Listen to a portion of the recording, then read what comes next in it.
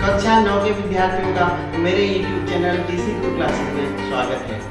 Video प्रारंभ करने से पहले आप सभी से अनुरोध है चैनल को सब्सक्राइब करें और बेल आइकन अवश्य दबाएं, जिससे आने वाली वीडियो की लिंक आपको प्राप्त होते रहे। कक्षा 9 प्रश्नावली 8.1 प्रश्न संख्या 2। यदि एक समांतर चतुर्भुज के विकर्ण बराबर हों तो दर्शाइए वह आयत होता है। यहाँ ध्यान रखें, हमारे पास हमें क्या दिया है, हमें दिया है एक समांतर चतुर्भुज। सबसे पहला काम करना चाहिए, हमें एक चतुर्भुज बना लेना चाहिए, जो मैंने बना लिया। ABCD एक समांतर चतुर्भुज बना लिया। और हमें क्या बता रखा है कि उसके विकर्ण बराबर हो। विकर्ण का मतलब क्या होता है? तिरछी रेखा। तिरछी रेखा मतलब कोने से कोने को मिलाने वाली रेखा, B से D को मिलाने वाली रेखा BD, A से C को मिलाने वाली रेखा AC। ये दोनों दिए हैं और ये दोनों बराबर हैं। तो हमें दिया क्या है वो लिख लेते हैं। एक समांतर चतुर्भुज ABCD और इसके दोनों विकर्ण AC बराबर BD, ये दिया हुआ है। हमें सिद्ध क्या करना है कि यह एक आयत होगा। बस यहाँ पर ध्यान देना थोड़ा सा। यह आयत कैसे होगा भाई? आयत के गुण आप जानते हैं, आयत का प्रत्येक कोण 90 अंश होता है। अर्थात हमें क्या सिद्ध करना होगा कि C कोण भी 90 अंश होगा, B भी 90 अंश, A भी 90 अंश और D भी 90 अंश। हमें सिद्ध करना है कोण A बराबर कोण B बराबर कोण C बराबर कोण D, या आप कहें कि चतुर्भुज ABCD आयत है, ये सिद्ध करना है हमें। ठीक है, समझ लो, हमें ये सिद्ध कर देंगे कोण A बराबर कोण B बराबर कोण C बराबर कोण D, तो ये आयत हो जाएगा। ठीक है, अब आते हैं उत्पत्ति में। ध्यान रखना, शुरू कहां से करें? शुरू करते हैं कि हमें क्या दिया है, यह एक समांतर चतुर्भुज है। ABCD एक समांतर चतुर्भुज, बहुत आसान है, समांतर चतुर्भुज है। बस आपको इनके गुणों पर ध्यान देना है। समांतर चतुर्भुज है तो क्या होगा भाई? समांतर चतुर्भुज होने के लिए सम्मुख भुजाओं का समांतर होना आवश्यक है। अर्थात AB भुजा DC के समांतर होगी, AB समांतर होगी DC और AD समांतर होगी BC। दो चीजें तो ये आप अपने दिमाग में रखिए कि सम्मुख भुजाओं के युग्म जो हैं समांतर होंगे। क्या समांतर होगा? AB समांतर DC और AD समांतर BC। नंबर 1 बात ये ध्यान में रखनी है, इसको नंबर 1 कह दीजिए। ठीक है, और दूसरा क्या बराबर होना चाहिए? जब समांतर चतुर्भुज हैं तो आपने समांतर चतुर्भुज के गुण पढ़े हैं, सम्मुख कोण भी बराबर होंगे। अर्थात कोण A कोण C के बराबर होना चाहिए और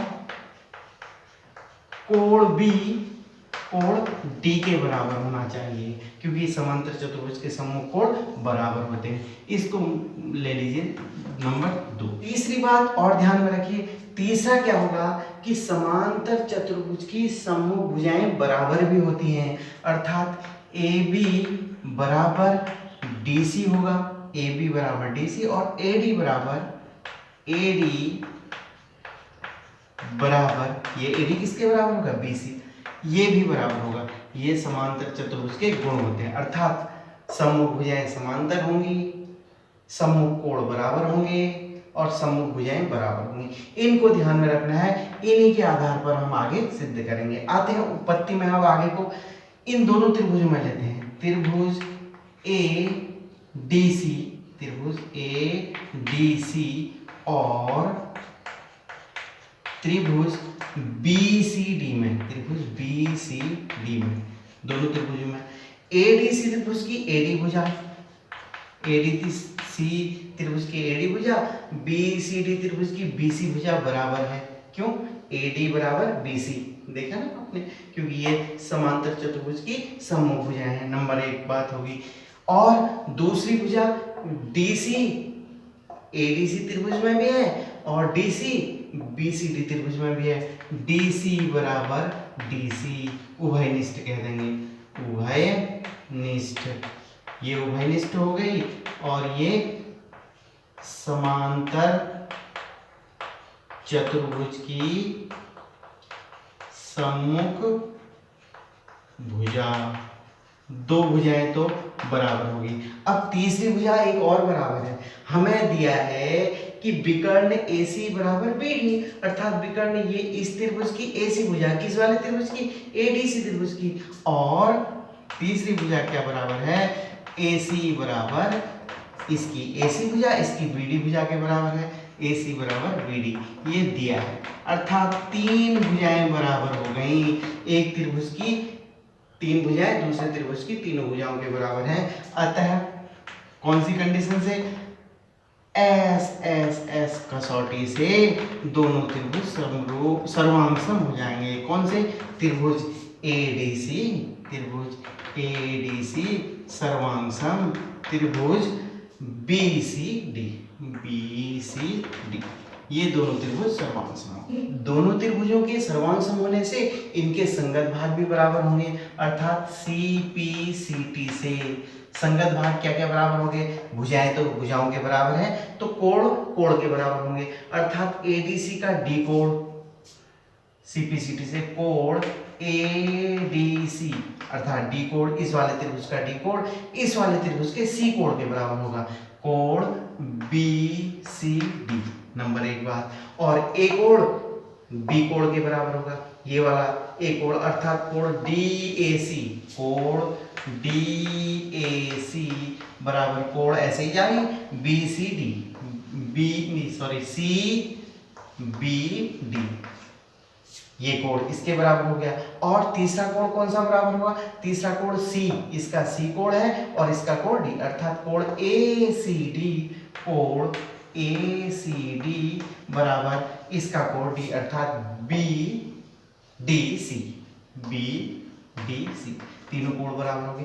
अब यहाँ पर ध्यान देना है, हमें कोण D बराबर कोण C, अर्थात ये दोनों कोणों को हमें 90 अंश सिद्ध करना है। अर्थात देखिए, चूंकि हमें मालूम है AD समांतर BC, क्यों, नंबर एक में हमने देखा है समांतर चतुर्भुज की सम्मुख भुजाएं ये समांतर है।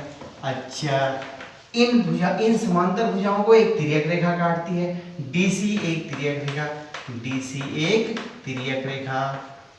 अब आप जानते हैं, जब दो समांतर रेखाओं को एक तिर्यक रेखा काटती है, दो समांतर रेखाओं को एक तिर्यक रेखा काटती है, तो तिर्यक रेखा के एक ही ओर, अगर तिर्यक रेखा के एक ही ओर ये दोनों कोण बने ना, तिर्यक रेखा के एक ही ओर दोनों कोणों का योग कितना होता है, 180 अंश होता है। ये दोनों कोण समपूरक होते हैं, अर्थात किस किस कोण का मान होगा 180 अंश, कोण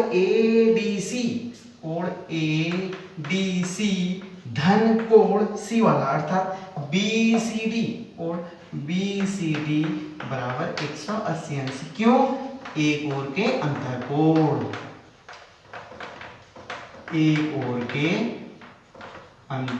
कोण, ठीक है।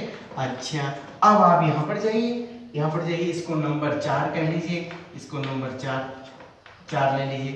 अच्छा, नंबर 4 से देखिए ADC और BCD कोण बराबर है, ADC और BCD बराबर है, अर्थात इसको 2 ADC भी लिख सकते हैं, दो कोण ADC बराबर 180 अंश, दो कोण ADC लिखो या चाहे दो कोण BCD लिखो, इसका मतलब कोण ADC बराबर 180/2 अर्थात 90 अंश। तो कोण कौन सा कोण, कोण D वाला कोण 90 अंश हो गया, तो C वाला कोण भी 90 अंश हो गया, इसीलिए कोण BCD बराबर भी 90 अंश, ठीक है ना। ADC और BCD बराबर हैं, दोनों 90 अंश के होंगे तब 180 अंश होगा, अर्थात कोण BCD कौन सा कोण है, C कोण, तो ये पता हो गया आपको, कोण C बराबर 90 अंश। और ADC कोण कौन सा है, D कोण, कोण D बराबर पता हो गया आपको 90 अंश। चूंकि आपने देखा था नंबर 2 में कि कोण सम्मुख कोण बराबर होते हैं, कोण A के बराबर कोण C होगा, अर्थात हमें ज्ञात है कोण A बराबर कोण C, ये भी कितना होगा 90 अंश होगा, ए भी 90 अंश हो गया। और कोण बी बराबर हमें दिया है कोण डी, ये भी कितना होगा 90 अंश हो गया। अर्थात चतुर्भुज के इस चतुर्भुज के चारों कोण, समांतर चतुर्भुज के चारों कोण समकोण हो गए। अतः ए बी सी डी एक आयत है, एक आयत है। चारों कोण 90 अंश हो गए, इसका मतलब यह एक आयत है। ये भी 90 अंश, ये भी 90 अंश, ये भी 90 अंश और ये भी 90 अंश। वीडियो को ध्यान से देखने का आभार। अपने सुझाव कमेंट बॉक्स में अवश्य दीजिएगा।